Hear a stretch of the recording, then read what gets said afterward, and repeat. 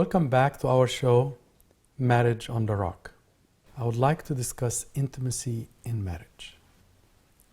St. Augustine once wrote, "How can we be ashamed of organs?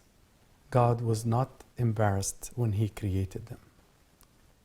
One of the psychologists wrote that Satan can corrupt sexuality and the flesh and turn it into something ugly, but at its core, something beautiful and godly.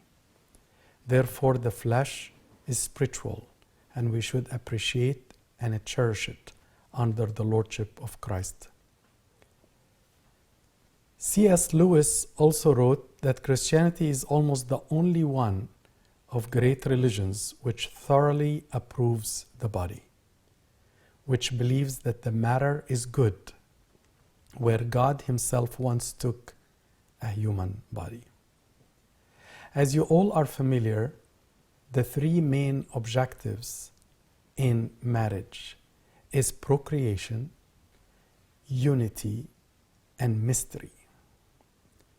And unity is where love results in physical bonding. But before it becomes physical, there is a bond of love that transcends time, shape, physique, beauty, handsomeness. Medically and scientifically speaking, we are two different types of creatures, men and women. In the picture you see now, these are the electric connectivity signals in the brain of a man and a brain of a female at the time of sexual interest.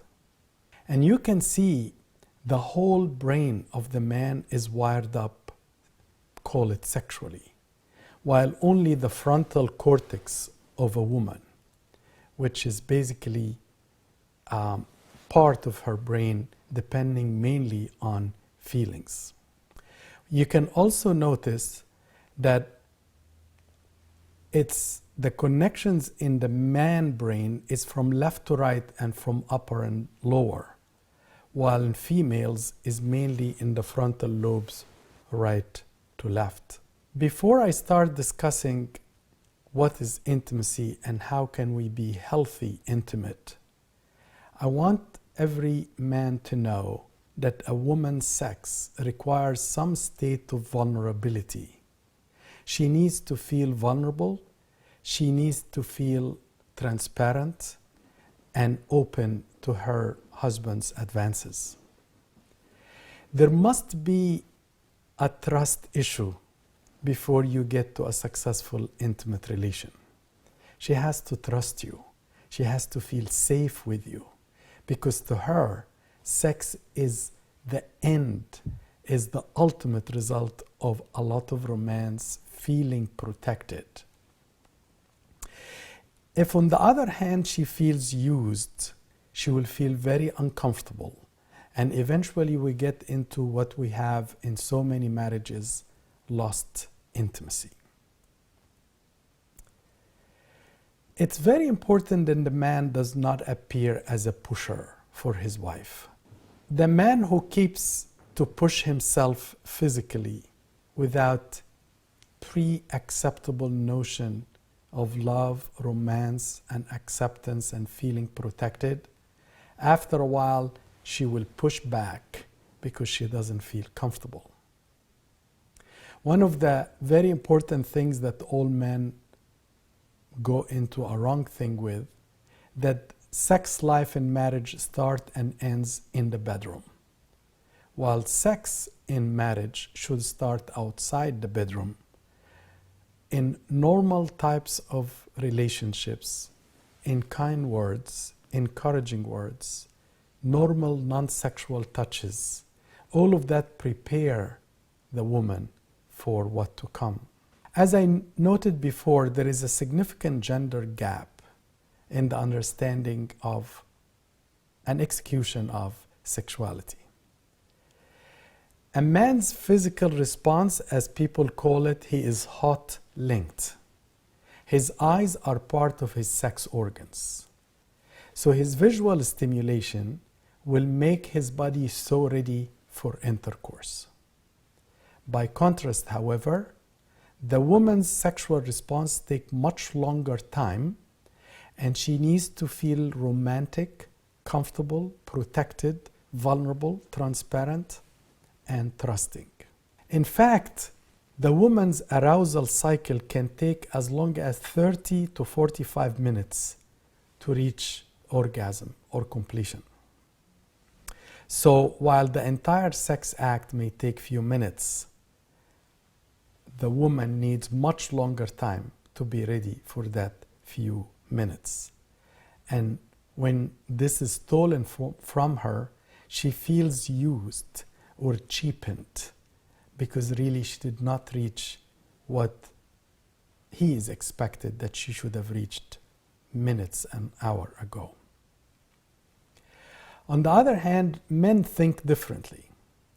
In a poll of 150 Christian married men, 83% stated they do not believe that the women understand their sex drive.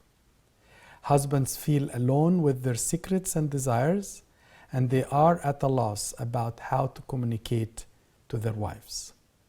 This is published in a book called The Sexual Man by Archibald Hart.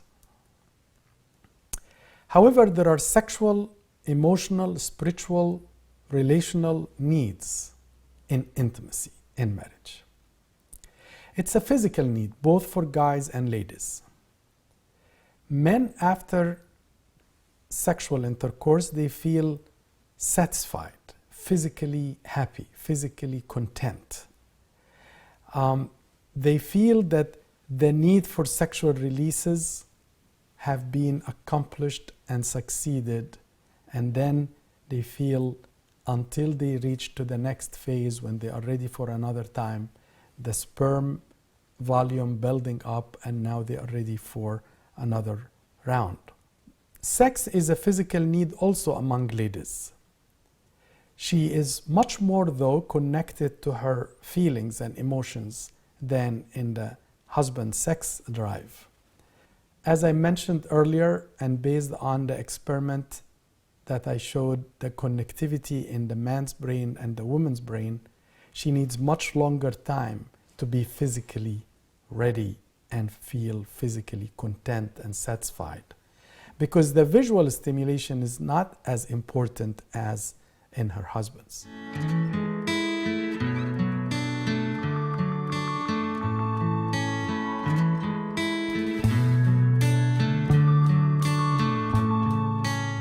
Many women make the assumption that because sex is a physical need for their husbands, it doesn't have an emotional or relational impact.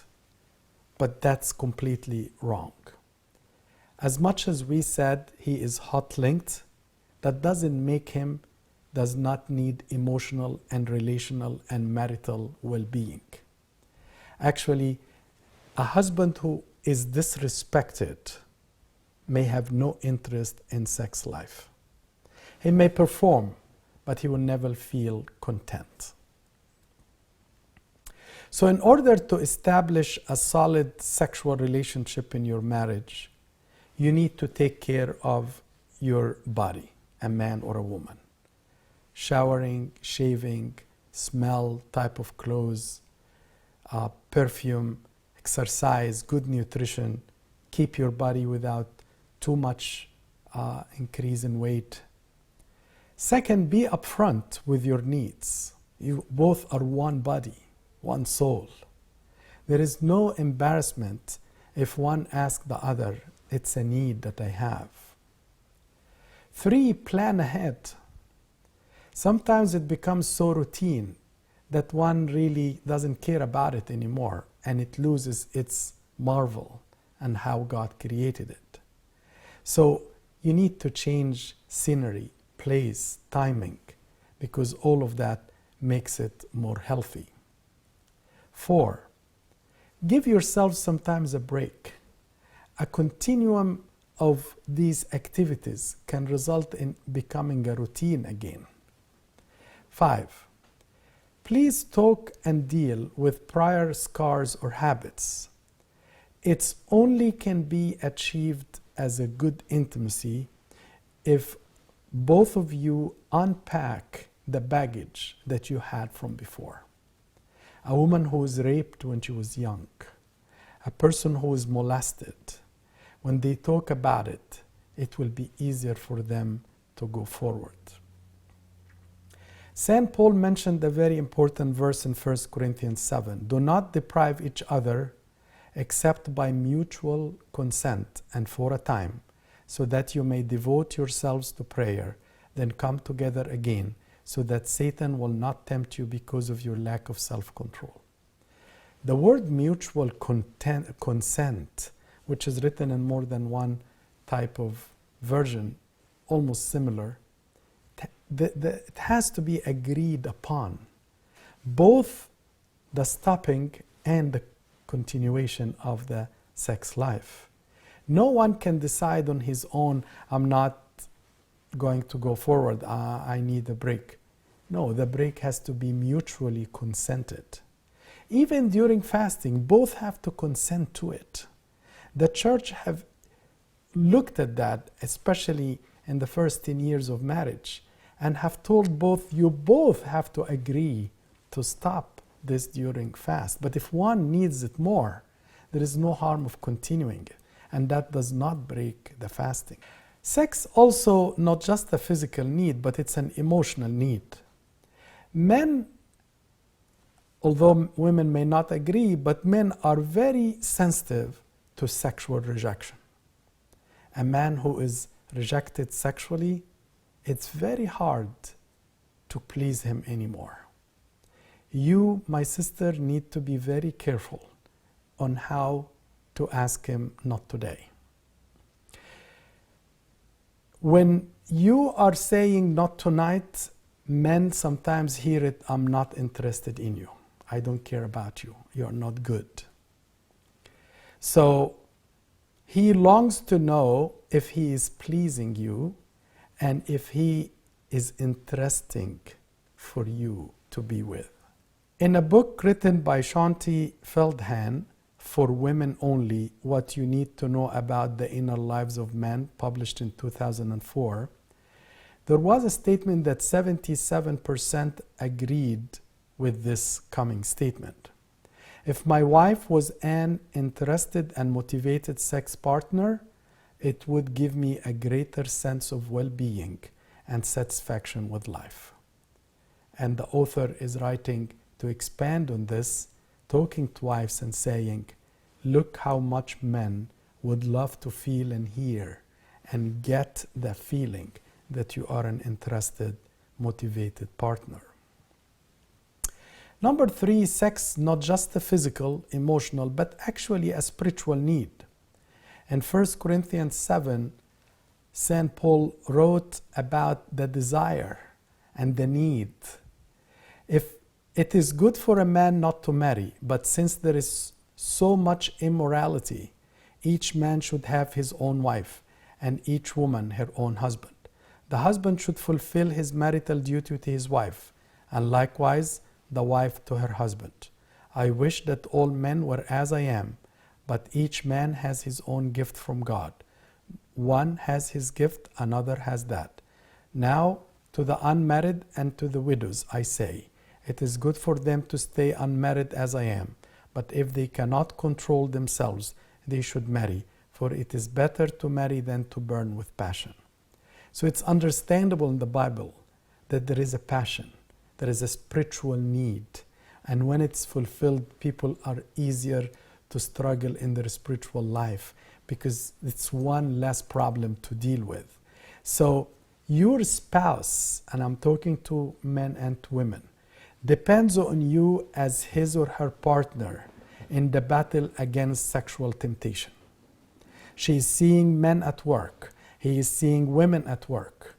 When you both help each other, you are helping your brother in Christianity, your husband, the person who you will spend kingdom of God with, to struggle better and not to fall under sexual temptation. You are helping him to be victorious. you are helping your wife to be above temptation. You are the only one in this world that your husband or wife can look at with temptation without committing the sin of lusting.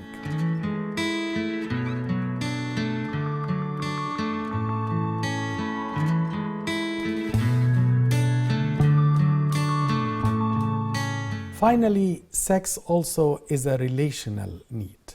Physical, emotional, spiritual, and relational need. There is a hormone called the cuddle hormone and scientifically named as oxytocin. This hormone helps scientifically to feel bonded, to feel connected to each other, and gives the emotional gratification and feeling content and happy after the act is done. Both men and women produce oxytocin in their bodies. However, the presence of estrogen in the woman's body help her to make the oxytocin much more powerful. And that's what I said initially.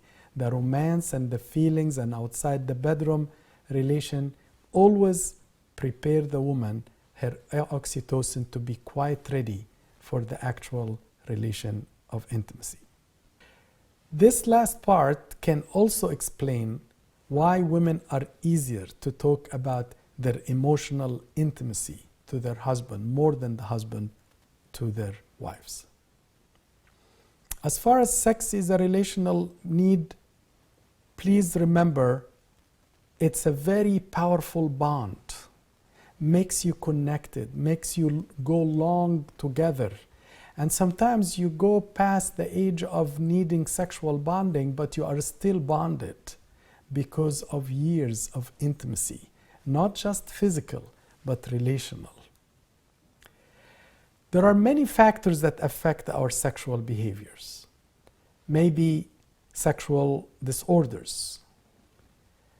People who have, for example, erectile dysfunction, impotence, early or premature ejaculation, dyspareunia, which is pain in the vagina, vaginismus.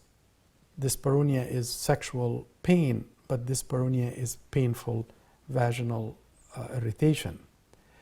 Sometimes the fatigue itself makes a person not able to function, to perform, not interested, and not able to do well. Some high blood pressure medications produce erectile dysfunction. Diabetes affect potency.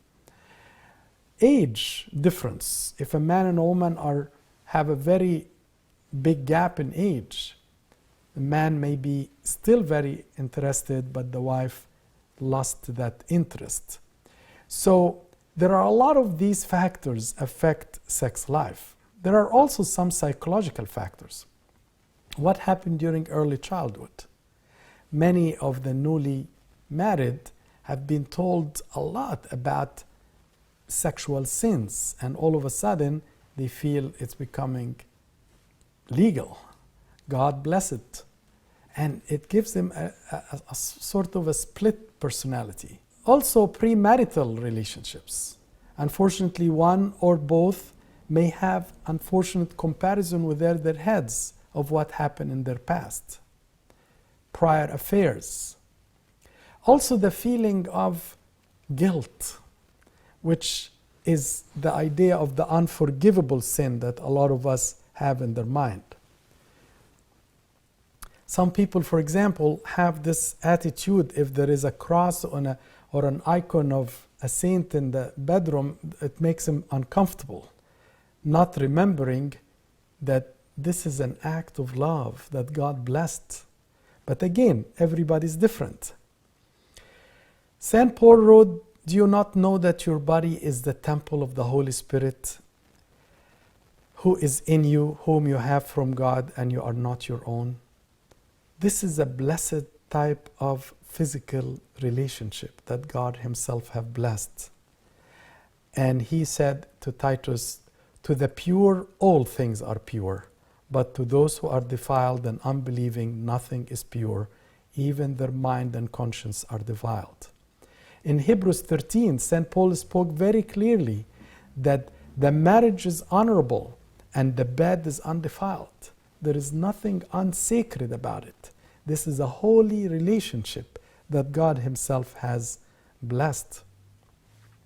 So I want to give final advices. Please tolerate the differences. Tolerate and consider the other person's weaknesses. And do not try to make fun or belittle his or her weaknesses. Bear with each other's needs and do not belittle his needs or do not make fun of her needs. Do not also make fun of his or her health conditions that they are not able to function. Please look attractive, presentable, beautiful. Remember personal hygiene. Avoid fightings because it makes at least the woman, if not both of them, uninterested in becoming bonded when they are not bonded outside. Always follow God's laws, and please do not do something that the other one does not like or does not agree with. Mutual consent in everything, in abstinence as well as in the conduct of the actual intimacy.